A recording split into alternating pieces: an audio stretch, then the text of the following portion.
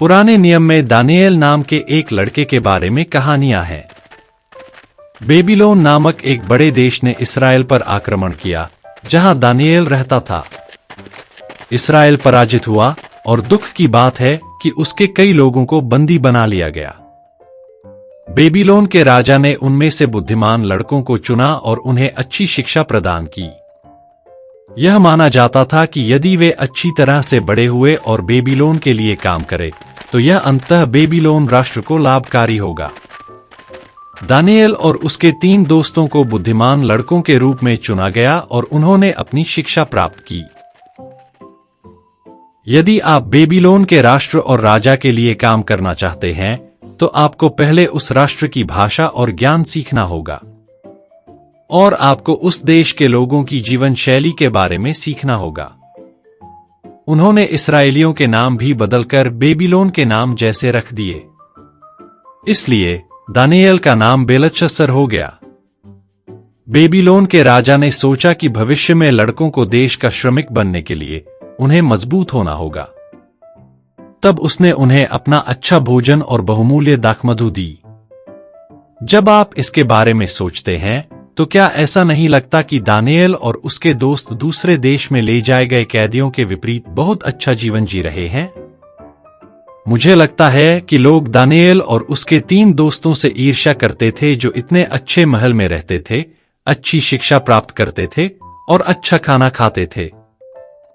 लेकिन वास्तव में दानिएल और उसके दोस्त इस तरह रहने के बारे में खुश नहीं थे। परमेश्वर की इच्छा के अनुसार एक पवित्र लोगों के रूप में जीने के लिए इस्राएलियों ने दैनिक आधार पर जो कुछ खाया और पिया उसे प्रतिष्ठित और नियंत्रित किया।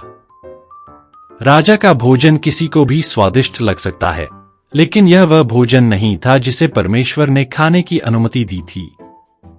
इसलिए दानिएल और उसके दोस्तों ने मिलकर एक अहम फैसला किया। यद्यपि हमें बंधुआई में लाया गया और हम बेबीलोन राष्ट्र की भाषा और बेबीलोन राष्ट्र का नाम बोलते हैं, फिर भी हम परमेश्वर के लोग हैं। आइए एक पवित्र जीवन जीने की कोशिश करें। उन्होंने निश्चय किया कि वे राजा द्वारा दिए गए अच्छे भोजन और दाखमधु को न खाएंगे। जिस किसी को भी बंदी बना लिया गया था, वह यह सोच सकता था, हमें बस वही खाना है जो हमें दिया जाता है। हम भोजन के साथ परमेश्वर की इच्छा कैसे पूरी कर सकते हैं? इसलिए यह निर्णय दानिएल और उसके दोस्तों के लिए बहुत कठिन रहा होगा। दानिएल ने राजा के अधिकारी से बात की, हम लोग महल का भोजन या दाखमधु नहीं पिएंगे जो राजा ने दिया है। कृपया हमें केवल सब्जियां और पानी दें। जब राजा की सेवकों ने बंदियों को ये बातें कहते सुना, तो वे निश्चय ही क्रोधित होते। हालांकि परमेश्वर ने दानिएल को अनुकूल रूप से देखने के लिए इस सेवक के मन को बदल दिया, लेकिन वह चिंतित था। उसने सोचा कि यदि दानिएल और उसके मित्र मांस और अच्छी दाखमधु नहीं खाएंगे, तो उनके शरीर कमजोर हो जाएंगे और फिर राजा द्वारा उनकी अच्छी देखभाल न करने के लिए उसे दंडित किया जाएगा। दानिएल ने कहा, हमें 10 दिन का समय दें। कृपया हमारे चेहरे देखें कि हम उन अन्य लोगों से कितने अलग हैं जिन्होंने राजा का भोजन खाया, जबकि हमने केवल शाकाहारी भोजन और पानी पिया। सेवक ने अनुमति दी और दानिएल और उसके दोस्तों ने 10 दिनों तक शाकाहारी भोजन और पानी पीने के द्वारा परमेश्वर की इच्छा का पालन किया। 10 दिन बाद राजा के सेवक ने दानिएल और उसके मित्रों को देखा और उन अन्य लड़कों को देखा जिन्होंने राजा का भोजन खाया था। उनके मुकाबले वे बेहतर लग रहे थे। परमेश्वर ने दानिएल और उसके मित्रों को और अधिक ज्ञान भी दिया। क्या यह वास्तव में अच्छा नहीं है?